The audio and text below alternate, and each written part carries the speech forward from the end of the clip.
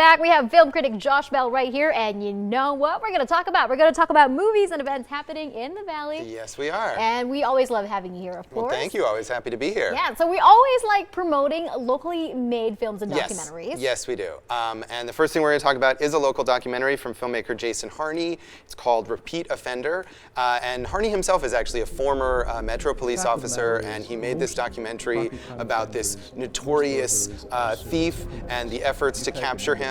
So I think it probably fits in the zeitgeist a bit. We were talking about the popularity of true crime documentaries and TV shows, and so this delves into the efforts to catch this guy and the insane amount of things, large things like restaurant freezers and I don't know, all sorts of stuff that this guy had stockpiled in his house, and the one officer who was able to capture him. And that's available on VOD now in all the places, Amazon, iTunes, Google Play, etc. So check out a local story. Yeah, it is a popular genre. A lot of people are interested in that. Yes, it is, yeah. And the next one we're going to talk about is a documentary about Pavarotti. Yes, Luciano Pavarotti, and we had a local documentary. This is a much larger scale from director Ron Howard, who people know, of course, from a lot of big Hollywood blockbusters.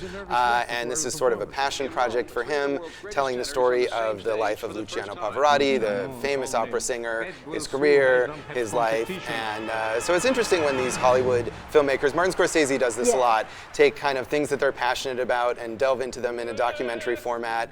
So you can see this, it's playing at the Century Suncoast all through this coming week and possibly longer if it's successful. So if you're interested in opera or just in music in general, check out Pavarotti at the Suncoast. Yeah, and he's also a very popular figure as well. Well, yeah, of course. I mean, and you see how it's sort of amazing to see him filling these stadiums, and you realize, I mean, opera singers, at least nowadays, don't have that level of popularity, but he was this amazing sensation, like a rock star. And so it's cool to see that, yeah. Yeah, and we always have something going on, of course, at the Millennium Fandom Bar. Yes, I love to talk about Millennium Fandom, the downtown bar that's very genre, sci-fi, geek themed. And we've got another local movie to talk about. This is very different from the documentary. It's a horror film called The Head from Michael Keane, who's a very interesting, creative local filmmaker. This is his second feature. And this is shot on VHS. This guy went and got a VHS camcorder to kind of emulate the style of these straight-to-video movies from the 80s and 90s.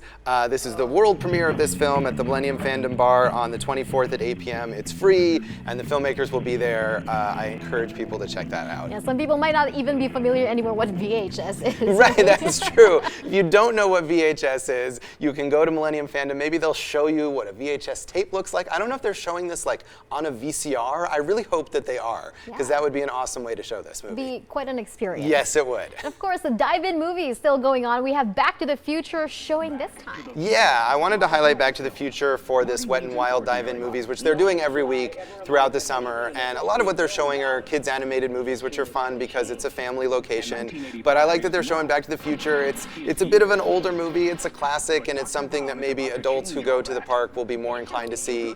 But it's good for kids as well. So check that out on the 29th at 8 p.m. at Wet n Wild. All right, well, thank you so much, Josh. We always, of course, love having you here. Thanks for having me. We appreciate that. And of course, we're going to have all of these lists of events on our website as well, ktnv.com. We'll be right back after